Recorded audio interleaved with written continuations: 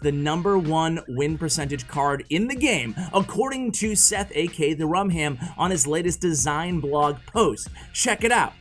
Goblin Giant. Goblin Giant is the #1 win percentage card in the game. Does that make him meta? Well, maybe, but it's really his counterpart, his partner in crime. Every time you see the Goblin Giant, you see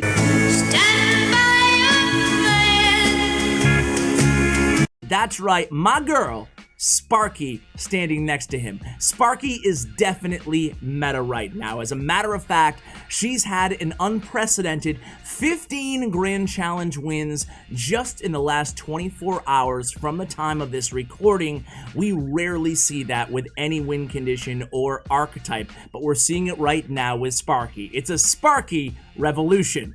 And there's 3 major decks that are going around, and I want to show them on the screen right now before we get into the gameplay. So these are the 3 decks, guys, and as you can see, 2 include the Goblin Giant, 1 includes the regular Giant. So feel free to play and use any of these decks if you want to give Sparky another go, but I really love one of these 3 decks, and it's the deck without the Minion Horde, but rather the Fireball in with Goblin Giant and Sparky. Why is this deck so viable? Why is this deck so good? Well, hopefully we can prove it to you after today's video and talk a little bit specifically about the Goblin Giant and Sparky. Join me, guys. It's gonna be a good one. Bust the rhyme now, MOP now.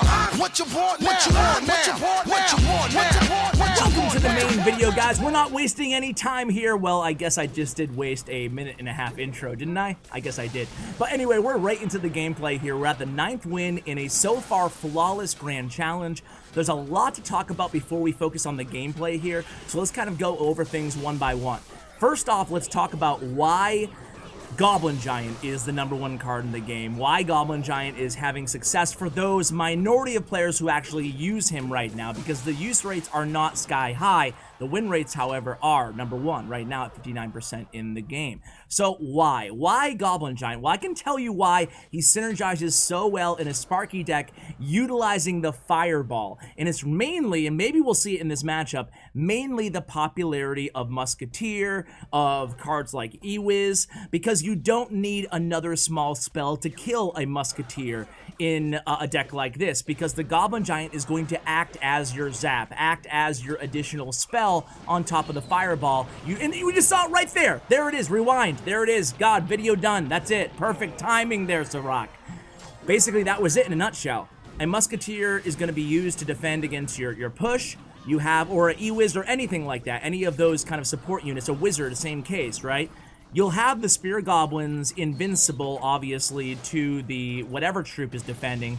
You can send in that Fireball, and the Spear Goblins will take the place of that zap, saving you 2 elixir and taking care of that support card. That's just one of the reasons. Obviously, Goblin Giant also really good on defense compared to a Giant, because at the same time as kiting or distracting the troops, he can also be chipping them away via those Spear Goblins. But the real magic, and it looks like this match is going to be already pretty much in the bag here, and there's a big offensive push, and again, that Musketeer's down with that Fireball. We get the Goblin Giant to the tower. We're going to put the Skarmy in the pocket, and there it is. But the other important element to this deck is talking about Sparky. Why is she so good now? To understand why Sparky is good right now, it doesn't take a lot, right? Think about the second most popular, not second most popular, second most effective win, and there it is, 3 crown, just like that to start the video out. Boom! That's what I'm talking about, my man. Viva la Sparky. So let's go into the next match here, and small spells. It's all about the small spells that are popular inside the game right now, and we're already inside a match. Perfect timing.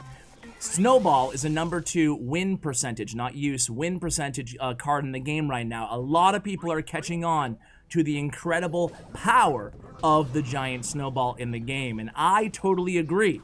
Now, what's the other most effective card? The most OP card, if you ask most people out there, is the Barbarian Barrel. So what are 2 things about the Barbarian Barrel and the Giant Snowball that affect Sparky? Well, they're not zap. They do not reset Sparky, which is just amazing. So many Barbarian Barrels, so many Snowballs out there. Snowball does reset the Inferno Dragon via the knockback, does not reset the Sparky because she cannot be knocked back. Same deal, obviously, with the Inferno Tower.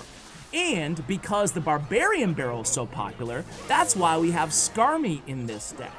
Having Skarmy in this deck is a great option instead of like Minion Horde, or instead of a number of Spear Goblin's another popular card that people run in that spot in the Sparky decks. But Skarmy is so powerful, we're seeing way more Skarmy in the meta, including that amazing Lava Hound deck that I shared in yesterday's video, guys. You check that out? That deck is still insane. So many people reaching out to me and St. Pelican, my guest on that video, talking about how much success they've had with that Mini P.E.K.K.A. Lava Hound clone deck. It seems like it's off-meta niche, but it's good. You could say the same thing about this deck almost, right? But the thing about Skarmy is it can evade the Barbarian Barrel. You place it on defense close to your Princess Tower, and it can basically mitigate the range or overcome the range or lack thereof of the Barbarian Barrel. That is why Skarmy fits really well in this deck, on top of being a natural zap bait card. And here it is again. We're going in our 10th win here, trying to make this another flawless GC win. He's already rattled off 2 in a row right now. In fact, a little tearing down the fourth wall for you guys. I recorded this deck being played by Sarac last update, like last month, but it never made the YouTube channel. Sometimes I just don't have enough time to get everything in. And at that point, no one had really caught on to the deck so much, so I wasn't sure if it was like really good or if it was just Sarac is so good with it. But anyway, now, after it's totally blowing up the game, I saw Clash with Shane did a video on a deck similar to this yesterday. Huge shout out to my man Clash with Shane. Check out his YouTube channel. He uploads every single day Clash Royale just like I do. But he uploaded another deck like this, and I was like, okay, this deck is everywhere. Then when I saw that by Rumham, I was like, okay, I have to share this. Come back on. He rattled off 2 GCs in a row without losing one time. Let's see if he can do it again, but I don't want to curse him here. Uh-oh, 138 remaining on the right tower, and we have 1510 remaining on our left tower, but hey, it doesn't matter. Fireball will finish off that left tower. The poison can be ignored here. Fireball will come down, and there it is. A nice, easy 10th victory inside this GC. Let's move on to match number 11, and then focus more on the play-by-play. All right, guys, here we go into match number 11. Oh, against Adrian Piedra. Adrian Piedra is one of the nicest guys out there. He's also the guy who first played, at least that I noticed, that Lava Hound deck yesterday that I was mentioning earlier. But he's also a CRL pro. He's a YouTuber. He's just an incredible name in the community and a great guy too. Just an amazing guy. And here we go against him live right now. He starts off with a Goblin Gang and a Furnace.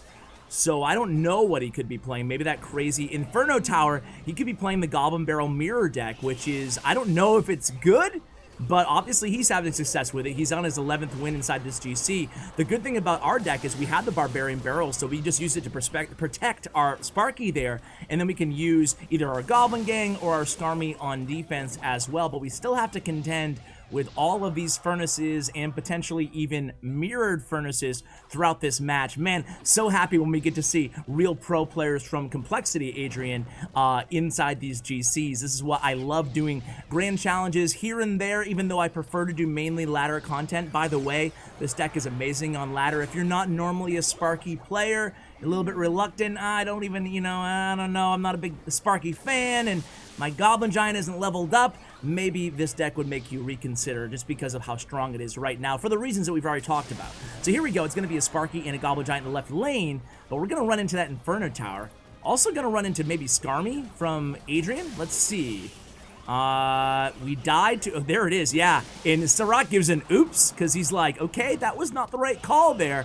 Pretty much our Goblin Giant and Sparky, that's an 11 elixir push, plus those bats make that 13 elixir all dead to that Inferno Tower and that Skarmy there by Adrian Piedra. So we're tied right now on elixir. The Goblin Barrel comes down the right lane. We're going to use the Barbarian Barrel, making sure we always save either the Barbarian Barrel or the Skarmy ideally for that Goblin Barrel. But he's going to mirror it here, but hey, no worries. We got you covered with the Skarmy. It's nice to have those 2 counters, hard counters, to the Goblin Barrel. Of course, you can hard counter the Goblin Barrel without taking any damage, as long as you're early enough with both the Goblin Gang and the Skarmy. So here we go again, another push. Do we have Barbarian Barrel back in the cycle? Here we do. We predict that that Skarmy there in the left. Meanwhile, we're able to mitigate the damage done by the Goblin Barrel in the right lane. We place another Skarmy. That Skarmy is going to die, but maybe the bats are played here. Maybe, just maybe, this Sparky will get a hit in the left, guys. Let's see. Okay, she's not going to get a hit, but Adrian had to really use a lot of elixir defending that push. We have about a 1 or a 1.5 elixir lead here. We're going to cycle a Mega Minion in the right. We have Barbarian Barrel there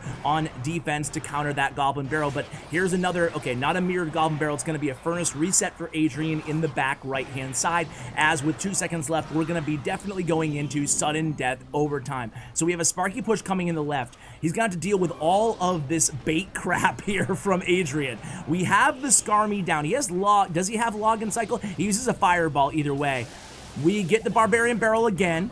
Nice prediction bar barrel there. Sparky's. Oh, Sparky! How did she hit that tower? How did she hit that tower? It seemed like her range, it didn't even seem like she was close to the tower there. But anyway, Fireball comes down. Now we can just go ahead and defend and cycle to another Fireball. 511 HP remaining on the right tower. Adrian came in with the Fireball and the log here. We have to play some smart defense, and that's where our Goblin Giant's going to shine again defensively, taking care of all these Goblins. We're going to go ahead and cycle back to another Barbarian Barrel there on defense. Now we have Fireball back in hand, and there it is. GG against one of the game's best in Adrian Piedra. Let's see if we can pick up the 12th win here, guys. Be right back with you. Alright guys, here we go. For all the proverbial marbles against 9951314. I remember saying that before, so I know that we've seen him, we went against him here on the channel. Anyway, he answers with a Barbarian Barrel against our Goblin Gang. Why start with the Goblin Gang on the bridge instead of, you know, just cycled behind our King Tower? Why do you think he does that? Okay, I'll tell you why he does that. To try to see if they have Zap, to try to see what small spell they have. It's not necessarily to get damage. Look at that Bar Barrel, guys. Perfectly timed Bar Barrel in place Bar Barrel there. You might want to rewind, study that little small play there, because it's going to prevent all damage from that Bandit in the right lane, not even having to deal with her charge. So we're going against a P.E.K.K.A. and a Baby Dragon. Now, despite what you may think upon first glance using this deck, we actually do just fine against P.E.K.K.A. Just because P.E.K.K.A. is popular right now inside the meta doesn't mean you can't have success. And look at this, the Bar Barrel out of hand, or either that, it must be out of hand. Did he use it, the opponent? Either way, he opens us to play the Skarmy high there, just totally countering that Bandit in the Battle Ram. That's 7 elixir for 3. I will take it. And we dealt with the P.E.K.K.A. in the left lane as well. So about halfway through this match, approaching the halfway mark, things are pretty much even Steven. We go ahead and we drop that Sparky, having about a 1 or 2 elixir lead there in the back, and we're going against another Musketeer. We shine against Musketeers, so we're going to go ahead and be placing our Goblin Giant in front of that Sparky in just a moment. So bats come down, we're going to wait for Sparky to get in range, and even though that P.E.K.K.A. is played, we're going to get a couple nice hits from that Sparky. We're also going to go ahead and Fireball, and maybe we can get a nice little Bar Barrel. We do, a nice little Bar Barrel push here, still utilizing this surviving Sparky. So now another Bar Barrel having to be used by the opponent, but again, the unlikely Sparky connection in the Prince emote comes out for Sarac. Very well played there. I can't believe he got that hit off there with that Sparky, but I'm telling you, Sparky can be lethal even against a really good player, as we just saw last match against Adrian Piedra. Obviously, 9951314 is a pretty good player himself. So here comes a Barb, another, this could be a big push here. We have Bats, a Baby Dragon, and a Barbarian, why do we keep saying Barbarian Barrel? And a Battle Ram down, a Bandit down now from the opponent. We will take that Bandit charge, but we have the Goblin Gang there to clean up. Meanwhile, we run right into a P.E.K.K.A. in the left lane. Bats are going to do a ton of DPS against that P.E.K.K.A. though, preventing her from getting to our left tower. Meanwhile, our right tower is down to 1296, and now we have a Baby Dragon there, essentially just to preserve the health of that Musketeer. We do get one hit on that left tower, taking it down to 728. Now we have to deal with this push in the left. We play a low Skarmy again, both evading the Baby Dragon and potentially the Barbarian Barrel. Now they use the Barbarian Barrel in the right. We place that Goblin Gang safe enough away to evade the Barbarian Barrel, and now we have that left tower down to 410 HP. Ladies and gentlemen, this is looking pretty good.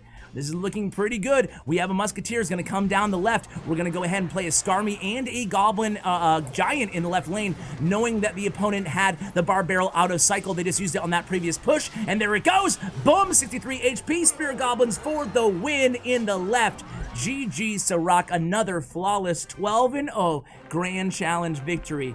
Man, this guy is a beast. I have to give a big shout out to Sarac's friends. They are Surgeon, El Indio, and Dragek. So a big shout out to those guys and to Sarac for joining me here on the channel. Go to Stats Royale, check out his player profile, and just be awed by his success and the success in the 12-win recent Grand Challenge log of all of these Sparky and Goblin Giant decks, and Sparky and Giant decks at that as well. So guys, thank you so much for watching the video. A huge shout out to Bren Chong, my YouTube partner. Check out his information as well. Guys, thank you, and as always, take care, guys.